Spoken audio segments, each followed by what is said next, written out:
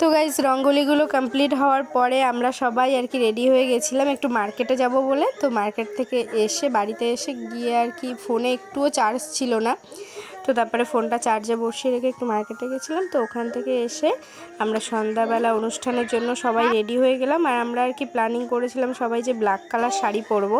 তো এই যে সবাই ব্ল্যাক কালার শাড়ি পরে আর কি রেডি হয়ে গেছি। তো আমি আর কি প্রথম রেডি হয়ে ঈশানকে নিয়ে বাইরে চলে আসলাম, কারণ ও খুব দুষ্টু করছে। তো এই জন্যই একটা আর কি বাইকের উপর ওকে বসিয়ে রেখেছিলাম। তো তারপরে উপরে এসে একটু ফটো টটো তুলে নিলাম।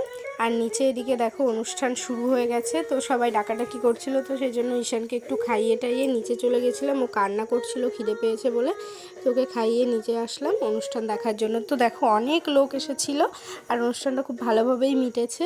আর পুচকুটা খুব শান্তভাবেই আর কি বসেছিল।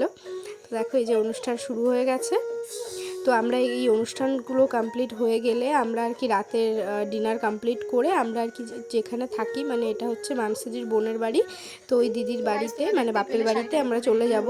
তো তারপর ওখান থেকে কালকে আর কি আমরা মেলার থেকে ঘুরে, তো মন্দির থেকে ঘুরে তো আমরা বাড়িতে যাব। কালকে আমাদের 3টের সময় ট্রেন আছে। তো যাই হোক বাড়িতে গিয়ে আর কি সবটা তোমাদের শেয়ার করব। আর এই যে দেখো এখন ঈশান খুব দুষ্টু করছে, তাই চলে আসলাম উপরে। মানে খুলে ফেলে ড্রেস পরে নিলাম বাড়িতে যাব বলে। তো এই মানে কি বলবো, আর যা পরিস্থিতি, এত রাগ হচ্ছে মনে মনে কিছু বলতেও পারছে না। দেখো এর ভাবটা, ওকে একটা পাঞ্জাবি পরিয়ে দিয়েছি খুলে টুলে রেডি হয়ে, মানে কি বলবো আর। এত মানে এইসব সিচুয়েশনে সত্যি মাকে খুব মিস করি, খুব। কি কারণে এটা অসুবিধা?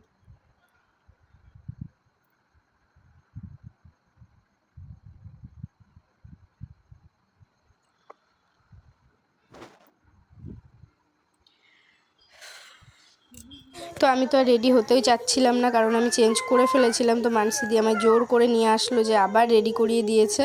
বলছে কি চলো আগে আমরা ফটো তুলে নিই একটাও। তো তারপরে আবার রেডি টেডি করিয়ে দিল মানসিদি আমাকে। আর আসলাম নিচে আবার, এসে একটু ফটো টটো তুলে বাইরে দেখো কত সুন্দর ডেকোরেশন করেছিল, তো সেগুলো একটু ফটো তুলে ভিডিও করে নিলাম।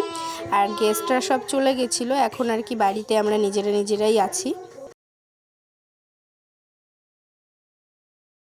তো তারপরে খাওয়া দাওয়া করে আমাদের আস্তে আস্তে অনেকটাই রাত হয়ে গেছিলো। তো বাড়িতে এসে আর কি আর ভিডিও শ্যুট করা হয়নি। তো এটা পরের দিন সকালে দেখো উঠে আমি স্নান করে নিয়েছি। আর মাইমা ওদিকে গাজরের হালুয়া বানাবে, সেজন্য গাজরগুলো আর কি গ্রেট করছিল। তো যাই হোক এখন আমরা খাওয়া দাওয়া করে রেডি হয়ে যাব হচ্ছে মেলাতে। তো তোমরা নেক্সট ব্লগ দেখতে থাকো, আমার সঙ্গে থাকো।